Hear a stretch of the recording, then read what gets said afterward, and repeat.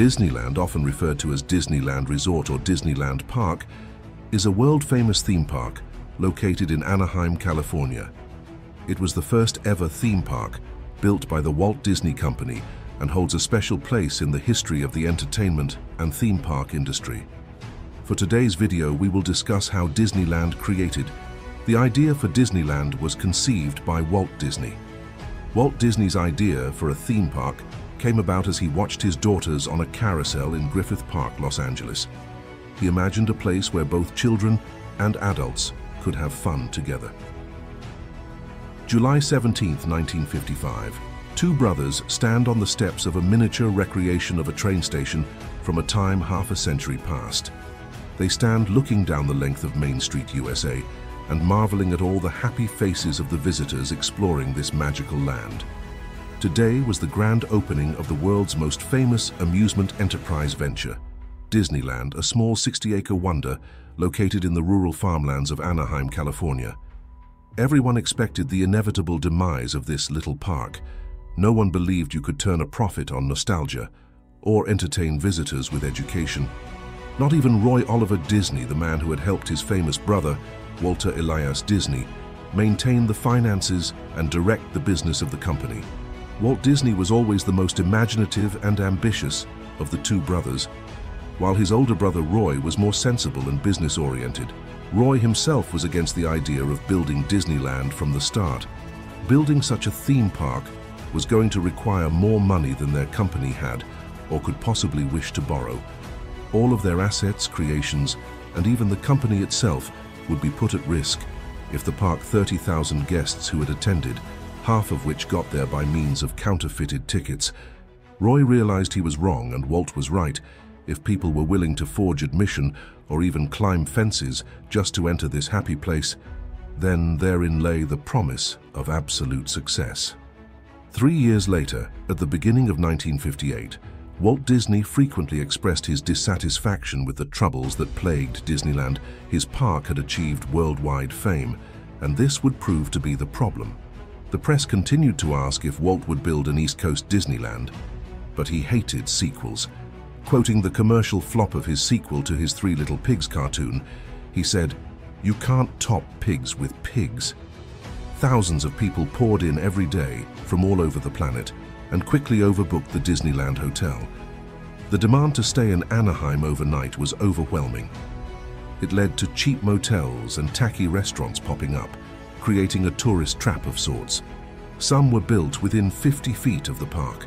The park was built on such a tight budget, he couldn't help but wonder what it would have been like if it had been done the right way from the start. But what if he had his own land? As the year wore on, Walt's questions turned to ideas, and those ideas quickly began to grow. He spoke to Roy about building a second park and the beginnings of an experimental community. Roy wanted to say no. He wanted to say it wouldn't work, and most of all, Disneyland was still relatively new. He didn't understand why Walt already wanted another one.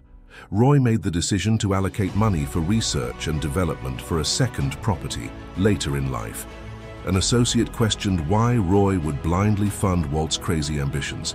The two of them worked throughout the weekend to generate the first image of the park that Walt would later name Disneyland. The artwork depicted the park with 4 themed lands: a jungle area to represent the land of adventure, a futuristic city to represent the land of tomorrow, an old west town complete with a riverboat to represent the frontier, and a large medieval forecourt with a fairy tale castle. To act as the park's visual icon, this represented the land of fantasy complete with a carousel to pay homage to the idea that started it all. Roy made arrangements for Walt Disney Productions to allot $10,000 towards the research and development of Disneyland. Walt hired a man named Harrison Buzz Price, who was with the Stanford Research Institute, to find the land required for the ever-growing ideas of the park. Walt's requirements to Buzz were that he needed at least 100 acres, which could not be located anywhere near the beach in order to avoid the types of visitors that might show up, and the park would need to be easily accessible from all corners of Southern California. Buzz scoured 5 counties, an area roughly 35,000 square miles in size.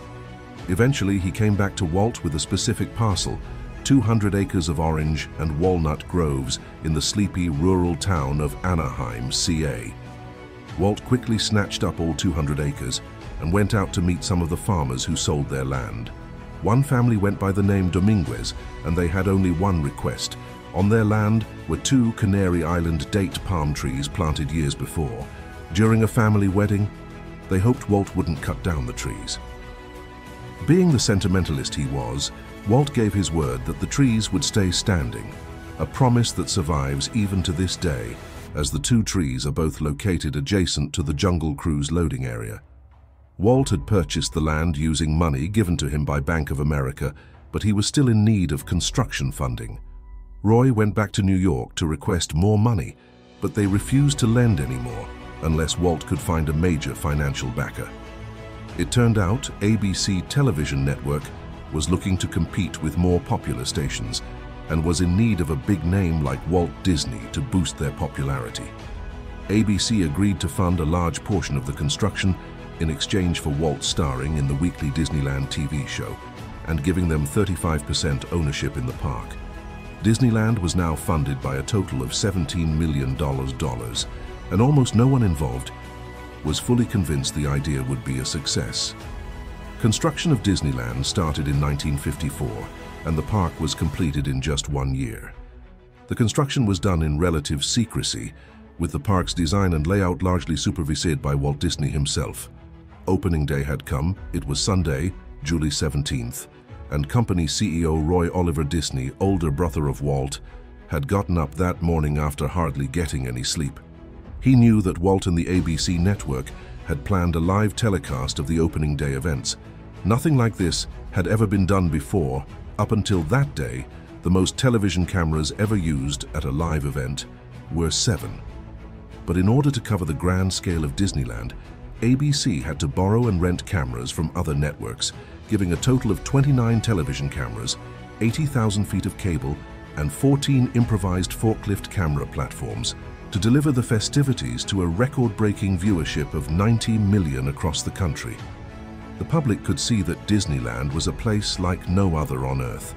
Average working-class people were able to experience a cruise through the exotic jungles of the world, take a romantic journey aboard an authentic stern-wheeled steam riverboat, fly over London as Peter Pan, or even hear the sharp cry of a steam whistle as an 1800s locomotive hauled happy visitors around the Magic Kingdom. Disneyland was a success, and just 90 days after opening, Walt's little park in Anaheim would soon become a quintessential part of Americana. Celebrities and heads of state from all over the world would visit Disneyland over the years. People don't just come because it has rides and characters, but because it was, and still is, a way for people to escape their woes, if only for a day. Walt Disney passed away on December 15, 1966, but his vision for Disneyland continued to shape the park for years to come. The park remained a symbol of his creative genius. Disneyland continues to be a beloved destination for families and Disney enthusiasts, and it remains a testament to Walt Disney's enduring legacy and vision of creating a place where dreams come true. And that's the wrap of our story for today. What can you say about Walt Disneyland? Before we end this video, don't forget to like, share and subscribe to our channel and hit the notification below so you will be updated in our every uploads. Thank you so much for watching, and we'll see you on the next video.